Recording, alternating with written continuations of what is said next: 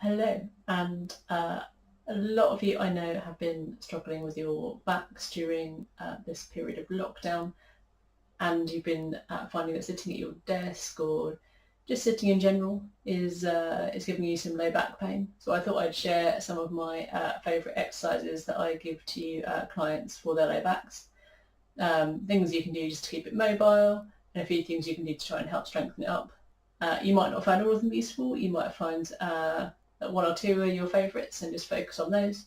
But it's really good to just try and improve your mobility and try and maintain the strength in your back as well until we can all get back to normal again. So hopefully this will just keep you going over the coming weeks. So the first thing we're going to do is lay down.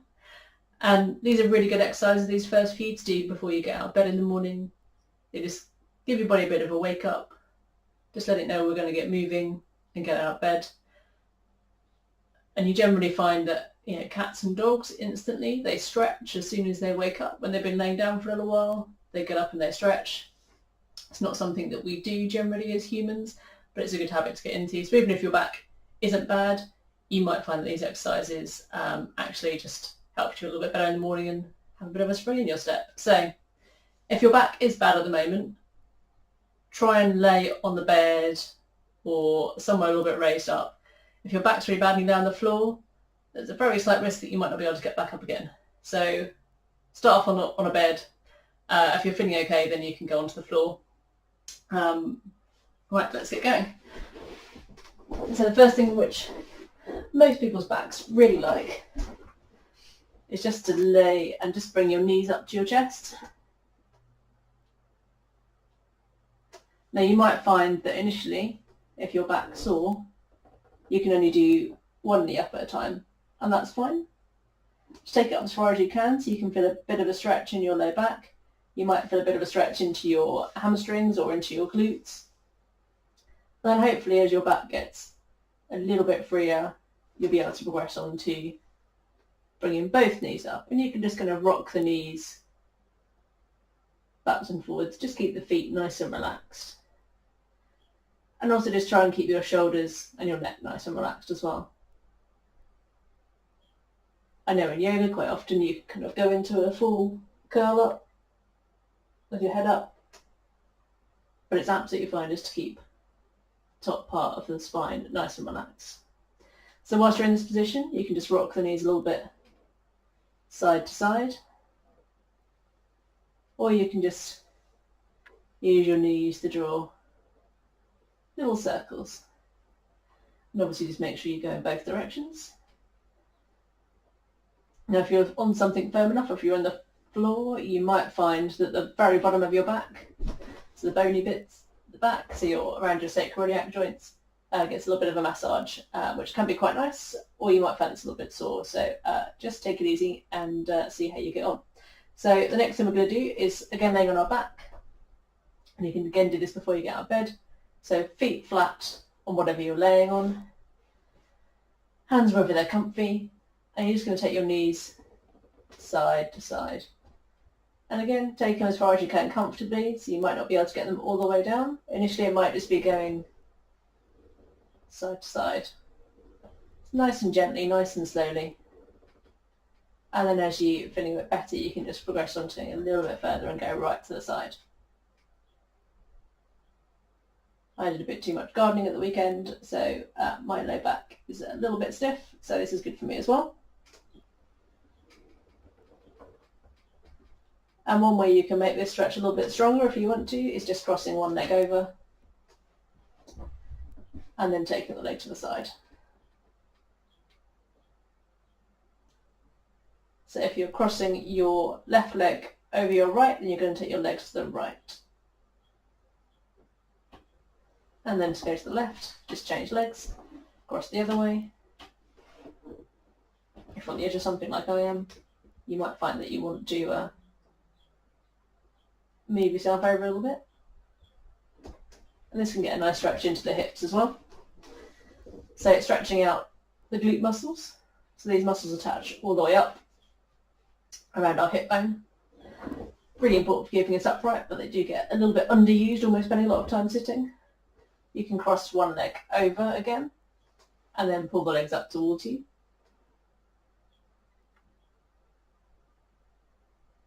And again, you can just get a little bit side to side. Or you can rest your ankle onto the opposite knee. Put your hands round onto this leg and pull the leg up towards you. This will give you a bit of a stretch into these glute muscles. And you can get a little bit side to side as well. A little bit of a rock.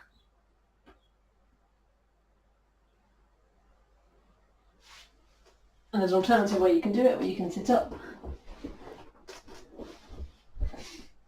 What you're going to do is lift your hips up, cross the ankle over, and pop yourself back down. And then sit up nice and tall. So this is a stronger version of the laying down stretch. I think in an earlier video I also showed that you can do this one sitting. So you can cross that leg there and then lean forwards. And if you're feeling particularly adventurous, you could try it standing as well, and it is doable with a bit of balance. Okay, so we're going to stretch out our hips. I'm going to show it on the table here.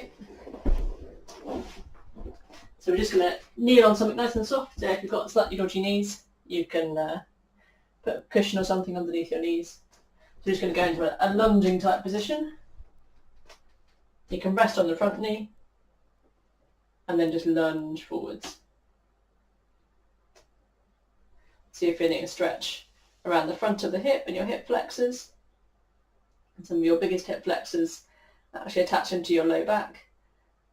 And they can get quite short and quite weak as well when you're doing lots of sitting.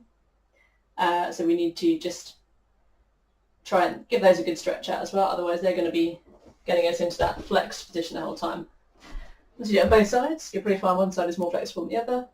You see, we're not having to go a long way with this stretch, but you might want to hold on to something whilst you're doing this.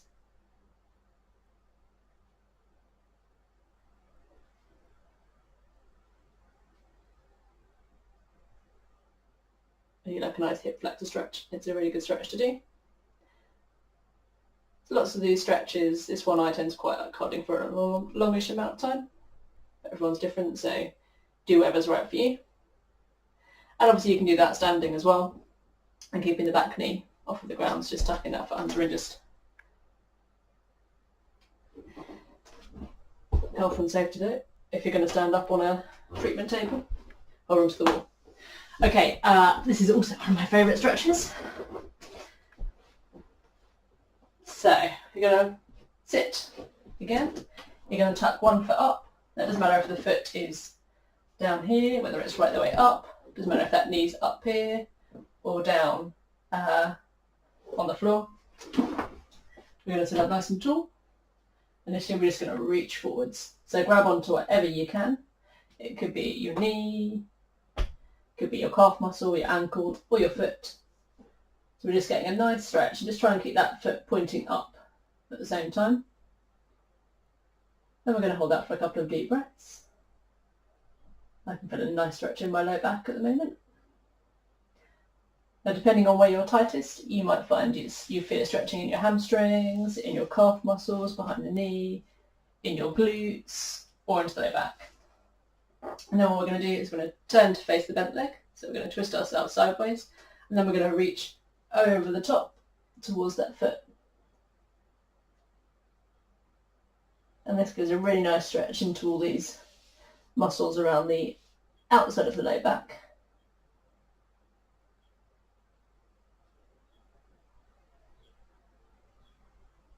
Again, hold it for a couple of nice deep breaths. And then come back up, and then go back to going straight again. And you should find it's a little bit easier. So if you were grabbing on here before, you might be able to get down to the knee, getting a little bit further. Just do that on the other side. Okay, and go forwards.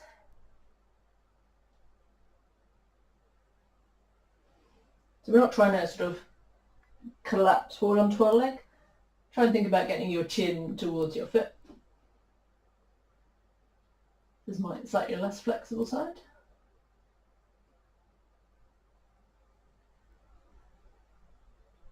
This is the side I have to work on a little bit harder.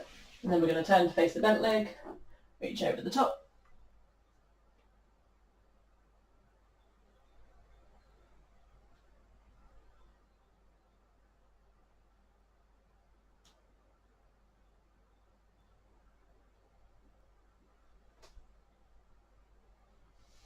And then back to the front.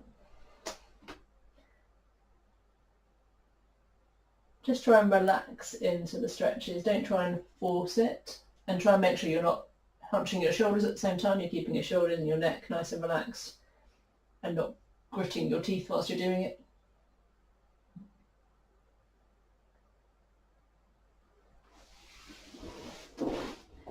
Okay, and the last stretch that we can do is just laying on your front. And all you're going to do is just get your elbows underneath you and just rest up on your forearms. And just try and let your low back really relax. Let it just drop.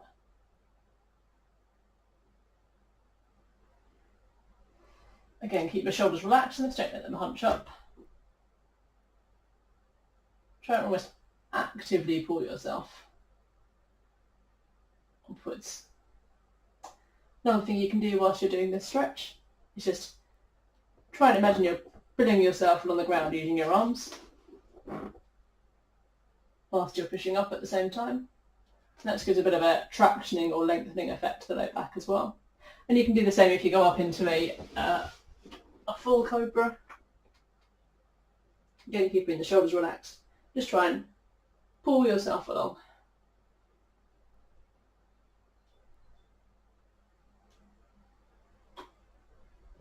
It's always good once you've done that just to stretch the spine the opposite way. If your knees and hips allow you, just to curl forward as well.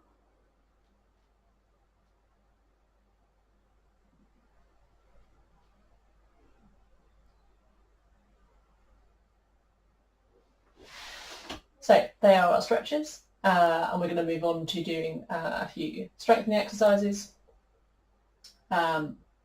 Some of them do a bit of a stretch at the same time, but hopefully you'll find these beneficial as well. Okay, so the first one, it's a stretch and a strengthening exercise.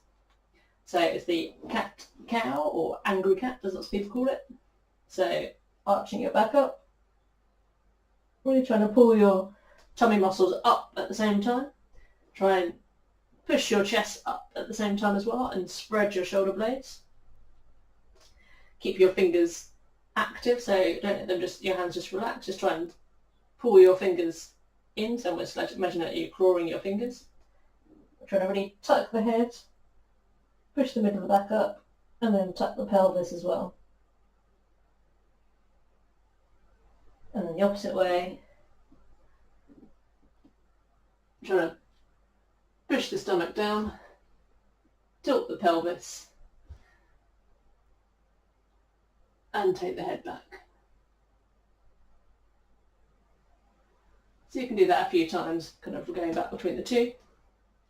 I'm going to lay onto our backs. I'm going to try and get a little bit more control of the local joints in our low back.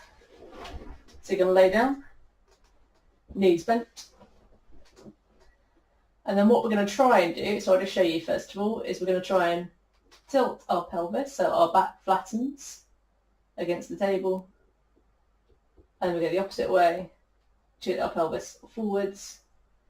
So we'll create a gap between the table and our back. So what you can do is put your hands behind your back. And we're just trying to use our hips to do this movement. So we're tilting backwards and forwards, almost as if you were going to lift your hips up, but you're not going to. You're trying to push your low back into the floor. And try and think about just engaging your stomach muscles at the same time as well. And then the opposite way. Try and take the weight off of your hands. Again, just by using your pelvis. So your shoulders and your upper body aren't doing any work. This is purely coming from this part. So we're twisting back that way, tucking your bottom in, and then sticking it out. And the better you get at that, the more you can progress. So that what you can then progress onto is actually lifting your hips up. So plant your feet nice and firmly. Try and think about just getting these muscles here to do some work.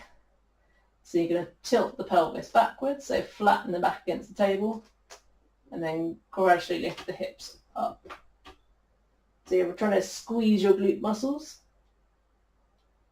but try not to let any tension creep into your shoulders and your neck. And you're going to slowly come back down. And relax. And then just go again, so tilt the pelvis back, push your back into the table, and then slowly lift your hips up. So the aim is to have your shoulders, hips and knees in a straight line. And then we slowly come back down. You can progress that on to doing it on one leg. So you can kind of tilt up and just lift up. What you don't want to happen when you do it on one leg is for the pelvis to tilt or the hips to go awry. So make sure you're really nice and stable in that first of all. And when you get really good at those, you can also think about just trying to tilt your pelvis one joint at a time. So you're gradually peeling your low back off of whatever you're laying on.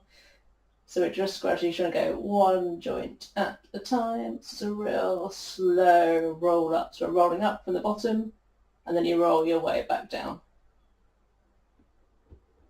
Let's try and imagine those individual joints in your back, which I'll just show you on the skeleton or on my spine with a handle here.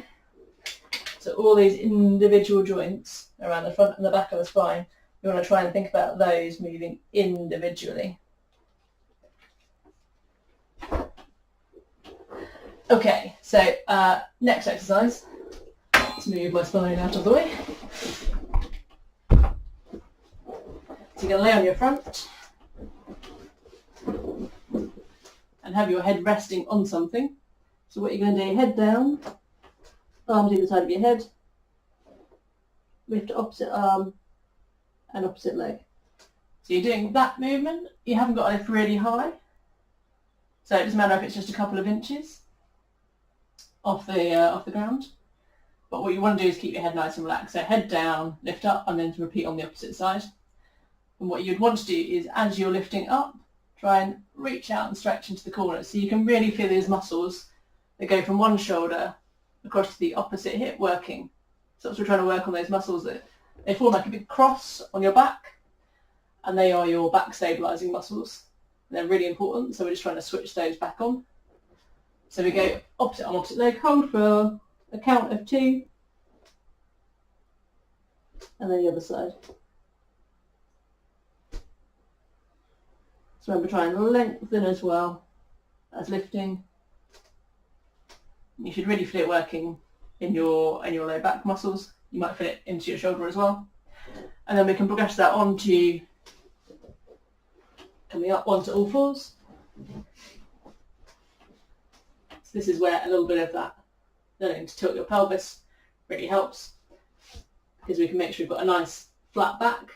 So we're keeping our back nice and neutral. And then we can start off with just lifting one leg and keeping the back nice and neutral. And then one arm. And then we go opposite arm, opposite leg. And what we're trying not to let happen is any wobbling. So whether it's just when you're lifting an arm, we don't want you to collapse one way or the other. The same with the leg. When you lift the leg, we don't want to see the pelvis dropping or the whole body rocking. It's about keeping the whole body nice and stable whilst you reach. And again, we're trying to reach out nice and long. Hold for 3 to 5 seconds. And then slowly come back. And then change to the opposite side. A really good challenge, if you've got someone to help you, is actually to put a garden cane down your spine. And so that when you lift a limb, if you're dropping your hip or dropping your shoulder, you'll know straight away because the garden cane will roll off of your back. So have a go at those exercises. I hope they've been useful. And let us know if you have any specific problems or issues that you need any help with. Everyone at the Retreatery is still available to help you. And hopefully we'll see you sometime in the future. Okay, take care everyone. Bye.